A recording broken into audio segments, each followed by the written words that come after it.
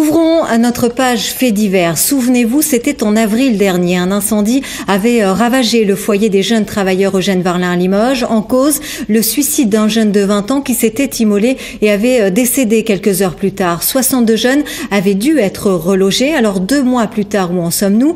Que sont devenus tous ces jeunes? Élément de réponse avec Denise Delahaye et Frédéric Borde.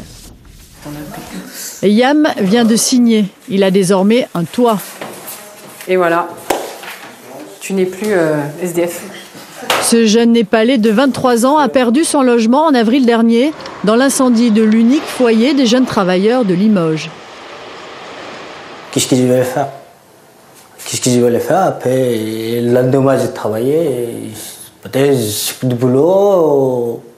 J'ai perdu tout. Aujourd'hui, il est accompagné par une assistante sociale pour prendre possession de son nouveau domicile. Tu as un délai de 5 semaines pour voir si tout est en ordre. Parce que l'état des lieux, il est fait, mais ils ne peuvent pas tester chaque prise de courant, chaque ampoule, chaque chose, si ça fonctionne ou pas. D'accord? Okay. Un logement est indispensable pour démarrer dans la vie. Mais le foyer des jeunes travailleurs, ce n'était pas uniquement ça. En plus, au FJT, l'intérêt qu'il y avait des animateurs, il y avait quand même des travailleurs sociaux qui étaient là, des intervenants sociaux pour avoir un œil sur les jeunes, pour donner des conseils, pour remplir des papiers, et que les jeunes n'étaient pas isolés.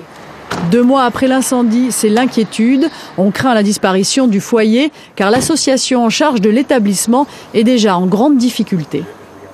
Des opérations, des sinistres comme celui-là, on ne les prévoit pas. Vu le volume financier que représente la mise aux normes, on a besoin de l'aide publique. La demande s'adresse au Conseil général et régional, ainsi qu'à la mairie de Limoges.